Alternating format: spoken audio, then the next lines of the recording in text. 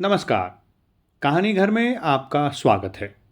आज आप सुनेंगे वैंग शिरोमणि शरद जोशी की रचना रेल यात्रा। रेल विभाग के मंत्री कहते हैं कि भारतीय रेलें तेजी से प्रगति कर रही हैं। ठीक कहते हैं।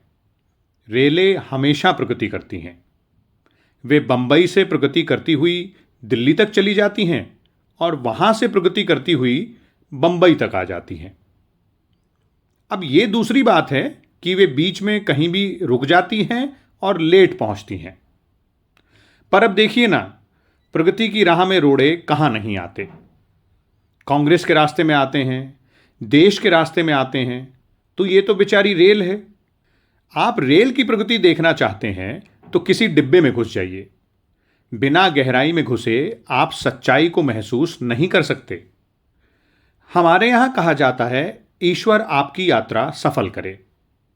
अब आप पूछ सकते हैं कि इस छोटी सी रोजमर्रा की बात में ईश्वर को क्यों घसीटा जाता है। पर जरा सोचिए, रेल की यात्रा में ईश्वर के सिवा आपका है कौन? एक वही तो हैं जिसका नाम लेकर आप भीड़ में जगह बनाते हैं। भारतीय रेलों में तो ये है, आत्मा सो परमात्मा और परमात्मा सो आत्मा। अगर ईश्वर आपके साथ है, टिकट आपके हाथ है, पास में सामान कम और जेब में पैसा ज़्यादा है, तो आप मंजिल तक पहुंच जाएंगे, फिर चाहे बर्थ मिले या ना मिले। अरे भारतीय रेलों का काम तो कर्म करना है, फल की चिंता वो नहीं करती। रेलों का काम एक जगह से दूसरी जगह जाना है। यात्रा की जो भी दशा हो, जिंदा रहें या मुर्दा, भारतीय रेलों का काम उसे पहुंचा देना भर है। अरे जिसे जाना है वो तो जाएगा, बर्थ पर लेट कर जाएगा, पैर पसार कर जाएगा। जिसमें मनोबल है, आत्मबल, शारीरिक बल और दूसरे किस्म के बल हैं, उसे यात्रा करने से कोई नहीं रोक सकता। वे जो शराफत और अनिर्णय के मारे होते हैं, वे क्यू में खड़े रहते हैं, वेटिंग लिस्ट में पड़े रहते हैं। ट्रेन स्टार्ट हो जाती है और वे सामान लिए दरवाजों के पास खड़े रहते हैं। भारतीय रेलें हमें जीवन जीना सिखाती हैं। जो चढ़ गया उसकी जगह, जो बैठ गया उसकी सीट, जो लेट गया उसकी बर्थ। अगर आप ये सब कर सकते हैं तो अपने राज्य के मुख्यमंत्री भी हो सकते हैं। भारतीय रेलें तो साफ कहती हैं, जिसमें दम उसके हम। आत्मबल चाहिए मित्रों। जब रेलें नहीं चली थी, यात्राएं कितनी कष्टप्रद थी। आज रेलें चल रही हैं, यात्राएं फिर भी इतनी ही कष्टप्रद हैं। ये कितनी खुशी की बात है कि प्रगति के कारण हमने अपना इतिहास नहीं छोड़ा। दुर्दशा तब भी थी, दुर्दशा आज भी है। ये रेलें, ये हवाई जहाज, ये सब विदेशी हैं। ये ना हमारा चरित्र बदल सकती हैं और न भाग्य। भारतीय रेलों ने एक बात सिद्ध कर दी है कि बड़े आराम की मंजिलें छोटे आराम से तय होती हैं और बड़ी पीड़ा के सामने छोटी पीड़ा नगण्य है। जैसे आप ससुराल जा रहे हैं, महीने भर पहले आरक्षण करा लिया है, घंटा भर पहले स्टेशन पहुंच गए हैं, बर्थ पर बिस्तर फैला दिया है और रेल उस दिशा में दौड़ने लगी है जिस दिशा में आपका ससुराल है। ससुराल बड़ा आराम है, आरक्षण छोटा आराम है। बड़े आराम की मंजिल छोटे आराम से तय होती है। इसी तरह बड़ी पीड़ा के सामने छोटी पीड़ा नगण्य है। मानिए आपके बाप मर गए। माफ कीजिए, मैं एक उदाहरण दे रहा हूं। भगवान उनकी लंबी उम्र करे, अगर वे पहले ही ना मर गए हों तो। आप खबर सुनते हैं और अपने गांव जाने के लिए फौरन रेल में चढ़ जाते हैं। भीड़, धक्का मुक्का, थुक्का फजीहत, गाली गलौज, आप सब कुछ सहन करते खड़े हैं। पिताजी जो मर गए हैं। बड़ी पीड़ा के सामने छोटी पीड़ा नगण्य है। मैं एक दूसरा उदाहरण देता हूं। मानिए एक कुंवारे लड़के को उसका दोस्त कहता है कि जिस लड़की से तुम्हारी शादी की बात चल रही है, वो होशंगाबाद अपने मामा के घर आई है। देखना चाहो तो फौरन जाकर देखाओ। आरक्षण का समय नहीं है। कुंवारा लड़का न आव देखता है न ताव, और रेल के डिब्बे में चढ़ जाता है। वही भीड़, धक्का मुक्का, थुक्का फजीहत, गाली गलौच। मगर क्या करें, लड़की से शादी जो करनी है, जिंदगी भर के लिए मुसीबत जो उठानी है, बड़ी पीड़ा के सामने छोटी पीड़ा नगण्य है। भारतीय रेलें चिंतन के विकास में बड़ा योग देती हैं। प्राचीन मनीषियों ने कहा है कि जीवन की अंतिम यात्रा में मनुष्य खाली हाथ रहता है। क्यों भैया? पृथ्वी से स्वर्ग तक या नरक तक भी रेलें चलती हैं।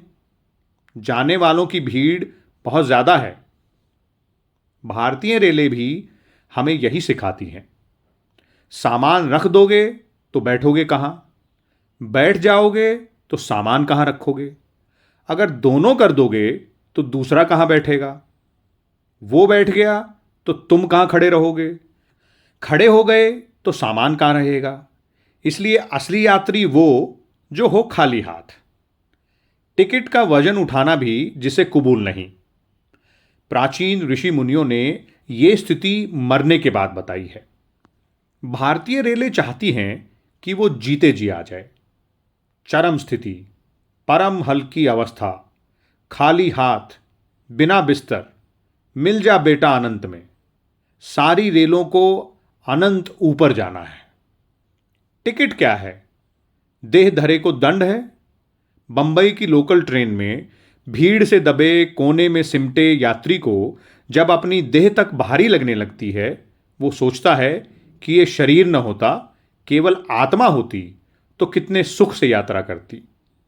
भारतीय रेलें हमें मृत्यु का दर्शन समझाती हैं और अक्सर पटरी से उतरकर उसकी महत्ता का भी अनुभव करा देती हैं। कोई नहीं कह सकता कि रेल में चढ़ने के बाद वो कहां उतरेगा, अस्पताल में या शमशान में। लोग रेलों की आलोचना करते हैं। अरे रेल चल रही हैं और आप उसमें जीवित बैठे हैं, ये अपने में कम उपलब्धि नहीं है। रेल यात्रा करते हुए अक्सर विचारों में डूब जाते हैं। विचारों के अतिरिक्त वहां कुछ डूबने को होता भी नहीं। रेल कहीं भी खड़ी हो जाती है। खड़ी है तो बस खड़ी है, जैसे कोई औरत पिया के इंतजार में खड़ी हो। उधर प्लेटफॉर्म पर यात्री खड़े इसका इंतजार कर रहे हैं। ये जंगल में खड़ी पता नहीं किसका इंतजार कर रही है। खिड़की से चेहरा टिकाए हम सोचते रहते हैं। पास बैठा यात्री पूछता है, कहिए साहब, आपका क्या ख्याल है, इस कंट्री का कोई फ्यूचर है या नहीं? आप कहते हैं, पता नहीं, अभी तो ये सोचिए कि इस ट्रेन का कोई फ्यूचर है या नहीं। फिर एकाएक रेल को मूड आता है और वो चल पड़ती है। आप हिलते डुलते किसी सुंदर स्त्री का चेहरा देखते चल पड़ते हैं। फिर किसी स्टेशन पर वो सुंदर स्त्री भी उतर जाती है। एकाएक लगता है सारी रेल खाली हो गई। मन करता है हम भी उतर जाएं। पर भारतीय रेलों में आदमी अपने टिकट से मजबूर होता है। जिसका जहां का टिकट होगा वो वहीं तो उतरेगा। उस सुंदर स्त्री का टिकट यहां का था तो वो यहां उतर गई। हमारा आगे का टिकट है, हम वहां उतरेंगे। भारतीय रेलें कहीं न कहीं हमारे मन को छूती हैं। वो मनुष्य को मनुष्य के करीब लाती हैं। एक ऊंघता हुआ यात्री दूसरे ऊंघते हुए यात्री के कंधे पर टिकने लगता है। बताइए, ऐसी निकटता भारतीय रेलों के अतिरिक्त कहां देखने को मिलेगी? आधी रात को ऊपर की बर्थ पर लेटा यात्री नीचे की बर्थ पर लेटे इस यात्री से पूछता है, ये कौन सा स्टेशन है? तबीयत होती है कहूं, अबे चुपचाप सो, क्यों डिस्टर्ब करता है? मगर नहीं, वो भारतीय रेल का यात्री है और भारत भूमि पर यात्रा कर रहा है। वो जानना चाहता है कि इस समय एक भारतीय रेल ने कहां तक प्रगति कर ली है। आधी रात के घुप अंधेरे में मैं भारत भूमि को पहचानने का प्रयत्न करता हूं। पता नहीं किस अनजाने स्टेशन के अनचाहे सिग्नल पर भाग्य की रेल रुकी खड़ी है।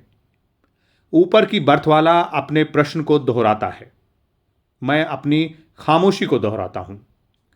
भारतीय रेलें हमें सहिष्णु बनाती हैं। उत्तेजना के क्षणों में शांत रहना सिखाती हैं। मनुष्य की यही प्रकृति है।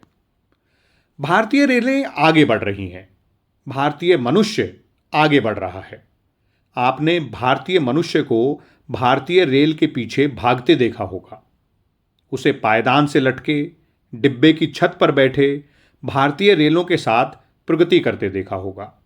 कई बार मुझे लगता है कि भारतीय मनुष्य भारतीय रेलों से भी आगे है। आगे आगे मनुष्य बढ़ रहा है, पीछे पीछे रेल आ रही है। अगर इसी तरह रेल पीछे आती रही तो भारतीय मनुष्य के पास सिवाय बढ़ते रहने के कोई रास्ता नहीं रहेगा। बढ़ते रहो, रेल में सफ़र करते, दिन भर झगड़ते, रात भर जागते, बढ़ते रहो। रेल निशात सर्वभूतानम। जो संयमी होते हैं वे रात भर जागते हैं। भारतीय रेलों की यही प्रकृति है। जब तक एक्सीडेंट ना हो, हमें जागते रहना है। आप सुन रहे थे हिंदी के प्रसिद्ध लेखक शरद जोशी का लिखा व्यंग रेल यात्रा।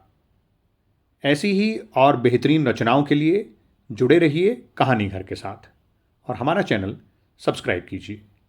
नमस्कार, धन्यवाद।